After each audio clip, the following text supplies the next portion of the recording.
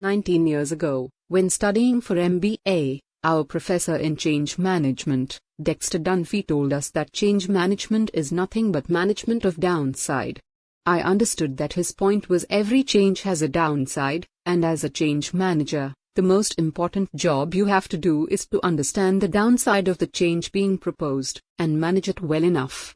When I became a management consultant with a top-tier strategy house after my MBA, I took his dictum to heart, and it served me well through several change management projects.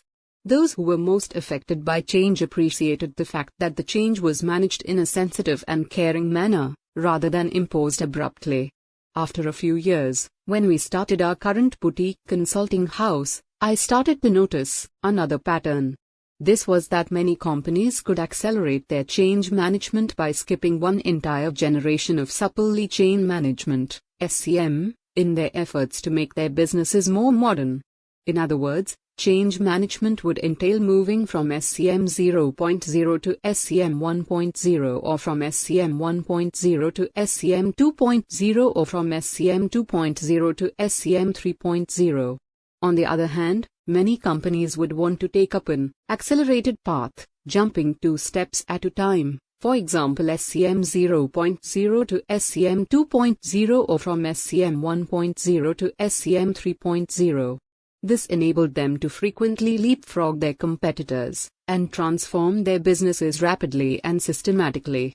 This was nothing different from many companies skipping a generation of Microsoft Windows when they upgraded their operating systems, for example skipping Windows Vista and jumping from Windows XP to Windows 7.0. The reasons were different, yet the methods were similar.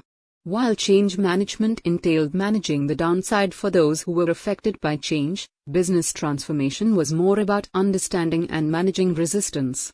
By now, downside management has already become a big enough industry. Just look at the number of large outplacement consulting houses, HR consultancies, and the booming business they do through the ups and downs of business cycles. Business transformations will lead to a second boom in these. If a business keeps up with the SCM evolution and moves with it, there will be a greater need for leadership training, corporate cultural adjustment, collaboration training, and less outplacement and redundancies. And there will be a need for understanding, managing, and using resistance to further business transformation. What is the nature of resistance? What is the reason? How to identify 4 different types of resistance. How to use resistance to accelerate positive business transformations.